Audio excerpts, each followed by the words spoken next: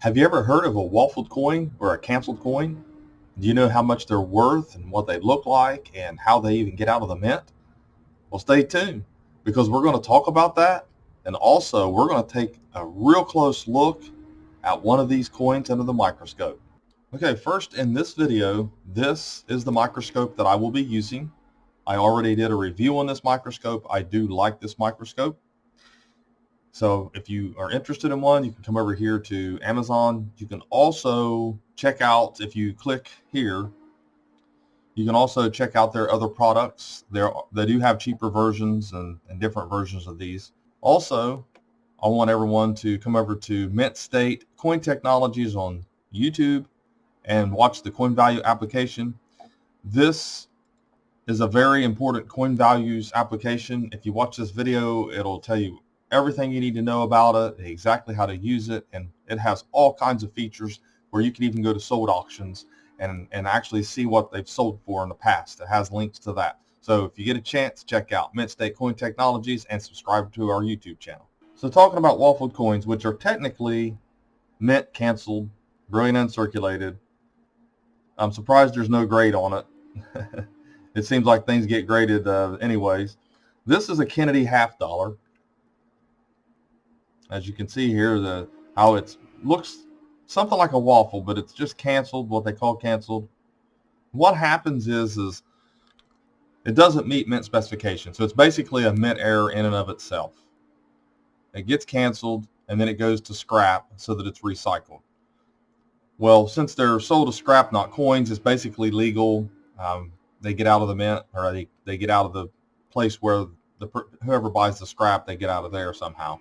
So they're not really rare. Some of them are worth a lot more than others. To find out how much they're worth, though, I mean, the best thing to do is, like I said, is an eBay sold item search. And you can look and see that this one here was double struck. If you can see the error that caused it to be rejected and waffled, or canceled or whatever, then it's going to be worth more money. And that's the case with this one here. It says it's double struck waffle. Like I said, it's not graded as such, so I would take that with a grain of salt. Let's take a look at it here real close. Just for the sake of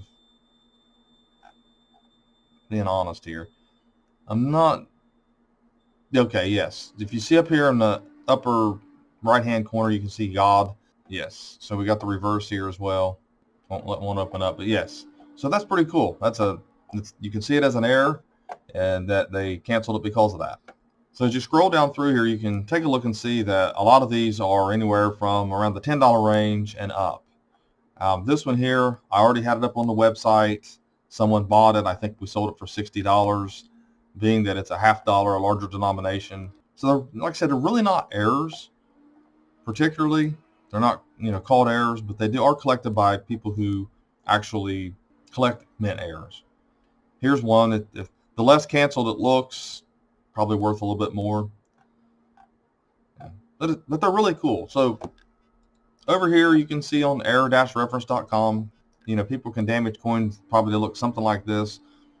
And I've seen coins with diamond shapes. Sometimes that comes from the older waffling, or at least an older canceled process.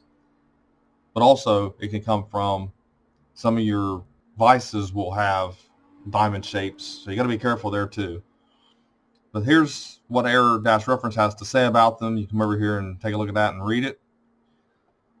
So why don't we get started and look at this coin under the microscope. So here's the coin under the microscope, and you can see all of the, sometimes you have to, it's in and out of focus only because of the highs and the low spots on the coin now. But you can take a look and see the graininess of the metal. You can see the folds. If you look down inside, it's pretty cool. Now this one here, I can't determine the exact date, but I do know that there is a 2. We know that it's 2000 something. We know it's Philadelphia Mint. You can see the P right there. You can see that right there. So that's the P mint mark. You can see the O here. And you can see God. You can see the split in the plating and the copper underneath. And right down here at the bottom, it's hard to see because there's a piece of debris, plastic debris from maybe where they sonically sealed it, and it didn't quite fit inside the opening. but you can see it. Let me see if I can get the light on it a little bit better. Yeah, you can see the 2 right there. Do you see it? So you can see the 2 right here in this area. That's pretty cool. And I traced it over, tried to follow it over to, and I just can't see the last digit. I do see we, the W and we, and the R and the T and the U and trust, part of the U. So it should be around in this bottom area here, but I can't really tell. I can't see which year it is.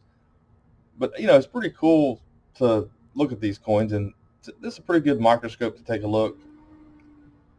And you know, focus it in the ups and the peaks and the valleys in here. We'll turn it over and take a look at it.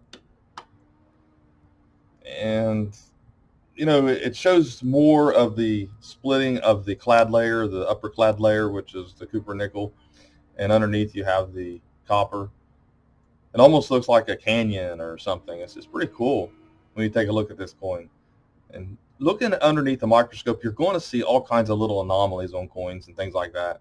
Microscopes are good because I think they're cool, but, you know, if you don't know what you're looking at, though, you're going to get confused. You're going to see things that are not there. So you always should turn the coin and the light to see if what you're looking at disappears or becomes a different shape, because you can do that here. I mean, I can change the lighting and make something look different than what it is. You can change appearances a lot. You can change shadows and things like that, and your eyes can easily be fooled. So look down inside one of the little valleys here